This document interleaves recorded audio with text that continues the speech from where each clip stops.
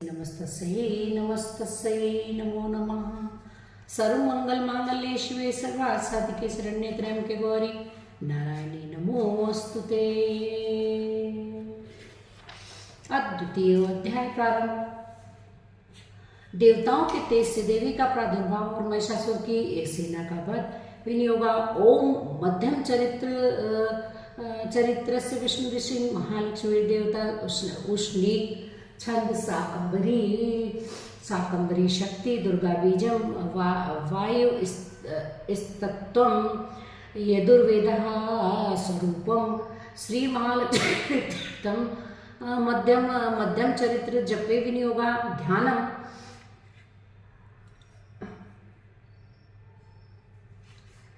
ओम मध्यम चरित्र के विष्णु ऋषि हैं, महालक्ष्मी देवता है, उष्णी छंद है, शाकंभरी शक्ति है, दुर्गा बीज वायु तत्व और यजुर्वेद स्वरूप है। श्री महालक्ष्मी को प्रसन्नता के लिए मध्यम चरित्र के पाठ में इसका विनियोग किया गया है। मैं कमल के आसन पर बैठी हुई प्रसन्न मुख वाली महिषासुरमर्दिनी भगवती महालक्ष्मी का भजन करता हूँ, जो अपने हाथों में अक्षमाला फरसा गदा बाण वज्र पद्म धनुष कुंडिका दंड शक्ति खड्ग डाल शंख घंटा मधुपात्र शूल पास चक्र धारण करती हैं। ऋषि कहते हैं पूर्व काल में देवताओं और असुरों में पूरे 100 वर्षों तक घोर संग्राम हुआ।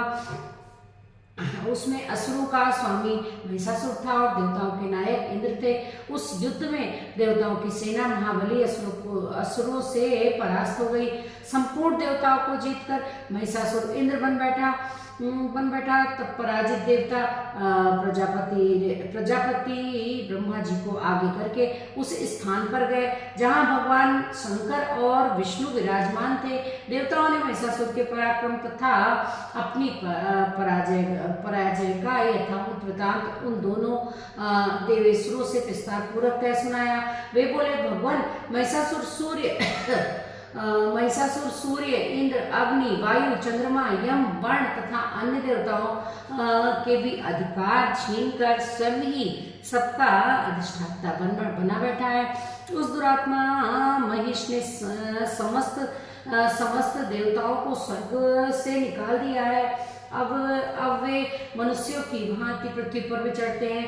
दैत्यों को यह सारी करतूत हमने आप लोगों से कह सुनाई। अब हम आपकी ही शरण में आए हैं, उसके वध का कोई उपाय सोचिए।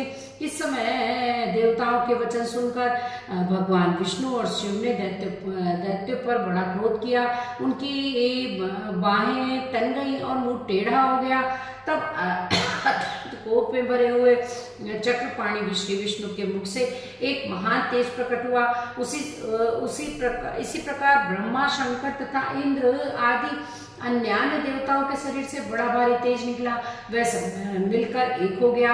महान तेज का ये पुंज जाजल्यमान पर्वत सा जान पड़ा। देवताओं ने देखा वहां उसकी ज्वालाएं संपूर्ण दिशाओं में व्याप्त हो रही हैं। संपूर्ण देवताओं के शरीर से प्रकट हुए उस तेज की कहीं तुलना नहीं थी। एकत्रित होने पर भी वह एक नारी के रूप में परिणित हो गया और प्रकाश से तीनों लोकों में व्याप्त जान पड़ा। भगवान शंकर का जो तेज था उससे उस देवी का मुख प्रकट हुआ। यमराज के तेज से उसके सिर में बाल निकल आए। श्री विष्णु भगवान के तेज से उसकी भुजाएं उत्पन्न हुई।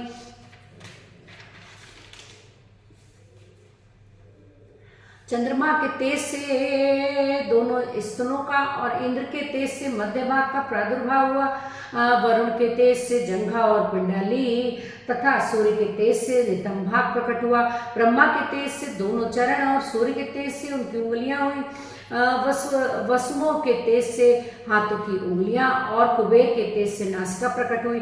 उस देवी के दांत प्रजापति के तेज से और तीनों नेत्र अग्नि के तेज से प्रकट हुए। उसकी बाएं संध्या के और कान वायु के तेज से उत्पन्न हुए। उसी प्रकार अन्य देवताओं के तेज से भी उस कल्याणमयी देवी का आविर्भाव हुआ। तदंतर समस्त देवताओं के तेजु पुंज से प्रकट हुई देवी को देखकर महिषासुर के सताए हुए देवता बहुत प्रसन्न हुए। पिनाकधारी भगवान शंकर ने अपने शूल से एक शूल निकालकर उन्हें दिया। फिर भगवान विष्णु ने भी अपने चक्र से चक्र उत्पन्न करके भगवती को अर्पण किया। वरुण ने भी शंख भेंट किया। अग्नि ने उन्हें शक्ति दी। वायु ने धनुष तथा बाण से भरे हुए तरकस प्रदान किए। सहस्त्र नेत्रों वाले देवराज इंद्र ने अपने वज्र से वज्र उत्पन्न करके दिया और ऐरावत हाथी से उतार कर एक घंटा भी प्रदान किया। यमराज ने काल दंड वरुण से पास, प्रजापति ने स्फटिकाक्ष की माला तथा ब्रह्मा जी ने कमंडल भेंट किया।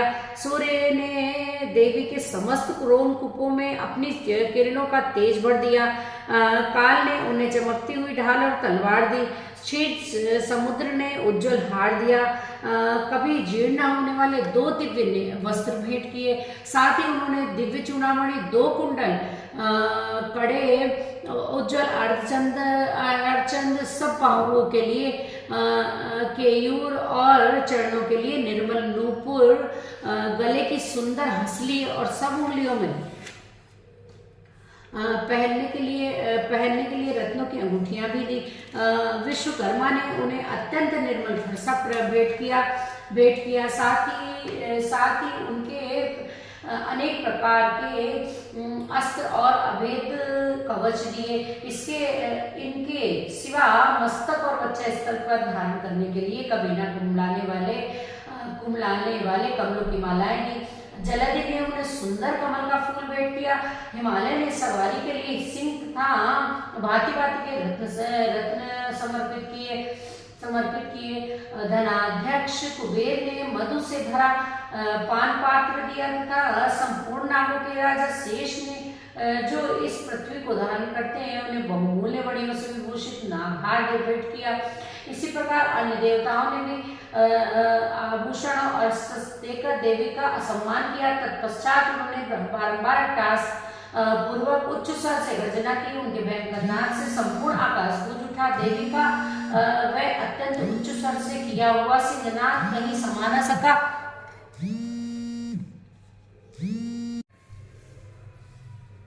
आकाश उसके सामने लघु प्रतीत होने लगा। उससे बड़े जोर की प्रतिध्वनि हुई जिससे संपूर्ण विश्व में हलचल मच गई और समुद्र कांप उठे, पृथ्वी डोलने लगे, समस्त पर्वत हिलने लगे। वो उस समय देवताओं ने अत्यंत प्रसन्नता के साथ सिंह वाहिनी भवानी से कहा कि देवी तुम्हारी जय हो। साथ ही महर्षियों ने भक्ति भाव से विनम्र होकर उनका स्तवन किया। संपूर्ण त्रिलोकी को क्षोभग्रस्त देख दैत्यगण अपनी समस्त सेना को कवच आदि से सुसज्जित कर हाथों में हथियार ले सहसा उठकर खड़े हो गए। उस समय महिषासुर ने बड़े क्रोध से आकर कहा, हाँ ये क्या हो रहा है। फिर वह संपूर्ण असुरों से घिरकर उस सिंहनाद की ओर लक्ष्य करके दौड़ा और आगे पहुंचकर उसने देवी को देखा जो अपनी प्रभा से तीनों लोकों को प्रकाशित कर रही थी। उनके चरणों के भार से पृथ्वी दबी जा रही थी। माथे के मुकुट से आकाश में रेखा सी खींच रही थी तथा वे अपने धनुष की टंकार से सातों पातालों को क्षुब्ध किए देती थी। देवी और अपनी हजारों भुजाओं से संपूर्ण दिशाओं को आच्छादित करके खड़ी थी। तदंतर उनके साथ दैत्यों का युद्ध छिड़ गया। नाना प्रकार के अस्त्रों के प्रहार से संपूर्ण दिशाएं सब उद्भासित होने लगी। चिच्चुर नामक महान असुर महिषासुर का सेनानायक था। वह देवी के साथ युद्ध करने लगा। उन दैत्यों की चतुरंगड़ी सेना साथ लेकर चामर भी लड़ने लगा।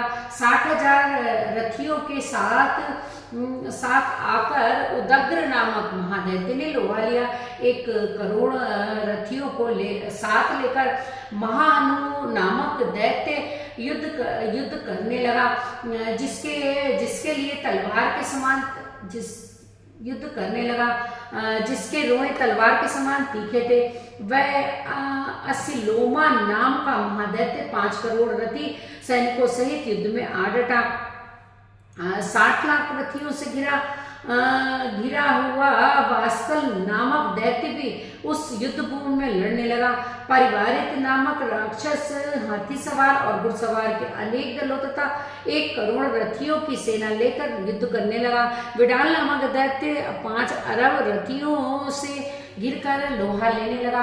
इसके अतिरिक्त और भी हजारों महादैत्य रथ, हाथी और घोड़ों की सेना साथ लेकर वहां देवी के साथ युद्ध करने लगे। स्वयं महिषासुर उस रणभूमि में कोटि कोटि सहस्त्र रथ, हाथी और घोड़ों की सेना से घिरा हुआ खड़ा था। वे दैत्य देवी के साथ तोमर, चिंदीवाल, शक्ति, मूसल, खड्ग, परशु और पट्टिस आदि अस्त्र का प्रहार करते हुए युद्ध कर रहे थे। कुछ दैत्य ने उन पर शक्ति का प्रहार किया, कुछ लोगों ने पास फेंके तथा कुछ दूसरे दैत्यों ने खड्ग प्रहार करके देवी को मार डालने का उद्योग किया। देवी ने भी क्रोध में भरकर खेल खेल में ही अपने अस्त्रों की वर्षा करके दैत्यों के समस्त अस्त्र काट डाले। उनके मुख पर परिश्रम या थकावट का रंच मात्र भी चिन्ह नहीं था। देवता और ऋषि उनकी स्तुति करते थे और वे भगवती परमेश्वरी दैत्यों के शरीरों से अस्त्रों की वर्षा करती रही। देवों का वाहन सिंह भी क्रोध में भरकर गर्दन के बालों को हिलाता हुआ असुरों की सेना में इस प्रकार विचरने लगा मानो वनों में दावानल फैल रहा हो। रणभूमि में दैत्यों के साथ युद्ध करती हुई अंबिका देवी ने जितने निश्वास छोड़े वे सभी तत्काल हजारों सैकड़ों गणों के रूप में प्रकट हो गए और परशु, बिंदीपाल, खड्ग तथा पट्टिस आदि अस्त्रों द्वारा असुरों का सामना करने लगे। देवी को हाथी से बढ़े हुए वे गण असुरों का नाश करते हुए नगाड़ा और शंख आदि बजाने लगे। उस संग्राम महोत्सव में कितने ही गण मृदंग बजा रहे थे। तदंतर देवी ने त्रिशूल से, गदा से, शक्ति की वर्षा से और खड्ग आदि से सैकड़ों महादैत्यों का संहार कर डाला। कितनों को घंटों के भयंकर नाद से मूर्छित करके मार गिराया। बहुतेरे दैत्यों को पास से बांधकर धरती पर घसीटा। कितने ही दैत्य उनकी तीखी तलवार की मार से 2-2 टुकड़े हो गए। कितने ही गदा की चोट से घायल होकर पृथ्वी पर सो गए। कितने ही मूसल की मार से अत्यंत आहत होकर रक्त वमन करने लगे। कुछ दैत्य सूल से छाती फट जाने के कारण पृथ्वी पर ढेर हो गए। उस रणांगण में बाढ़ समूहों की वृष्टि से कितने ही असुरों की कमर टूट गई। बाज की तरह झपटने वाले देवपीड़क दैत्य गण अपने प्राणों से हाथ धोने लगे। किन्हीं की बाहें छिन्न छिन्न हो गई, कितनों की ही गर्दनें कट गईं, कितने ही दैत्यों के मस्तक कट कट कर गिरने लगे। कुछ लोगों के शरीर मध्य भाग में ही विदीर्ण हो गए। कितने ही महादैत्य जांघें कट जाने से पृथ्वी पर गिर पड़े। कितनों को ही देवी ने एक बाह, एक पैर और एक नेत्र वाले करके 2 टुकड़ों में चीर दिया। कितने ही दैत्य मस्तक कट जाने पर भी गिरकर फिर उठ जाते थे और केवल धड़ के ही रूप में अच्छे हथियार हाथों में ले देवी के साथ युद्ध करने लगते थे। दूसरे कबंध युद्ध के बाजों की लय पर नाचते थे। कितने ही बिना सिर के धड़ हाथों में खड्ग शक्ति और षष्टि लिए दौड़ते थे तथा दूसरे महादैत्य ठहरो ये कहते हुए देवी को युद्ध के लिए ललकारते थे। जहाँ पर घोर संग्राम हुआ था वहाँ की धरती देवी के गिराए हुए रथ, हाथी, घोड़े और असुरों की लाशों से ऐसी पट गई थी कि जहां चलना फिरना भी असंभव हो गया था। दैत्यों की सेना में हाथी, घोड़े और असुरों के शरीरों से इतनी अधिक मात्रा में रक्तपात हुआ था कि थोड़ी ही देर में वहां खून की बड़ी बड़ी नदियां बहने लगी। जगदम्बा ने असुरों की विशाल सेना को क्षण भर में नष्ट कर दिया। ठीक उसी तरह जैसे तृण और काठ के भारी ढेर को आप कुछ ही क्षणों में भस्म कर देते हैं, और वह सिंह भी गर्दन के बालों को हिला हिलाकर जोर जोर से गर्जना करता हुआ दैत्यों के शरीरों से मानो उनके प्राण चुने लेता था। वहां दैत्यों के गढ़ों ने भी उन महादैत्यों के साथ ऐसा युद्ध किया जिससे आकाश में खड़े हुए देवतागण उन पर बहुत संतुष्ट हुए और फूल बरसाने लगे। इस प्रकार श्री मार्कंडेय सार्वजनिक मनवंतर कथा के अंतर्गत देवी महात्म्य महिषासुर की सेना का वध नामक दूसरा अध्याय पूरा हुआ। सर्वमंगल मांगल्ये शिवे सर्वासाध्य शरण्ये त्र्यंबके गौरी नारायणी नमोस्तुते। का प्रथम अध्याय पूरा हुआ। जैसा कि मैंने पहले भी आप लोगों को बताया था कि इस प्रकार द्वितीय अध्याय पूरा हुआ है। मैंने पहले भी आप लोग को ये बताया था कि 2, 3, 4 में माता का एक स्वरूप है, तो 2, 3, 4 भी मैं पढ़ूंगी, लेकिन आज मैं प्रथम अध्याय ही डाल रही हूँ क्योंकि वीडियो बहुत लंबी हो जाती है, आप लोग को देखने में प्रॉब्लम होती है। इसका अगला भाग कल होगा। पढ़ मैं आज ही रही हूँ। रात दिन जय माता की होते रहते हैं, ये मेरा दास है, यूं समझकर मेरे उन अपराधों को तुम कृपा पूर्वक क्षमा करो। परमेश्वरी, मैं आवाहनम नहीं जानता, विसर्जनम नहीं जानता तथा पूजा करने का ढंग भी नहीं जानता, क्षमा करो देवी सुरेश्वरी। मैंने जो मंत्रहीन, क्रियाहीन और भक्तिहीन पूजन किया है वह सब आपकी कृपा से पूर्ण हो। सैकड़ों अपराध करके भी जो तुम्हारी शरण में जा जगदम्ब कहकर पुकारता है उसे वह गति प्राप्त होती है जो ब्रह्मादि देवताओं के लिए भी सुलभ नहीं है। जगदम्बिके, मैं अपराधी हूँ किंतु तुम्हारी शरण में आया हूँ। इस समय मैं दया का पात्र हूँ, तुम जैसा चाहो वैसा करो। देवी परमेश्वरी, अज्ञान से, भूल से अथवा बुद्धि भ्रांत होने के कारण मैंने जो न्यूनता या अधिकता कर दी हो वह सब क्षमा करो और प्रसन्न हो। सच्चिदानंद स्वरूपा परमेश्वरी, जगन माता कामेश्वरी, तुम प्रेम पूर्वक मेरी यह पूजा स्वीकार करो और मुझ पर प्रसन्न रहो। देवी सुरेश्वरी, तुम गोपनीय से भी गोपनीय वस्तु की रक्षा करने वाली हो। मेरे निवेदन करने किए हुए सब इस जप को ग्रहण करो, तुम्हारी कृपा से मुझे सिद्धि प्राप्त हो। बोलो दुर्गे माँ की जय। सर्वमंगल मांगल्ये शिवे सर्वार्थ साधिके शरण्ये त्र्यंबके गौरी नारायणी नमोस्तुते।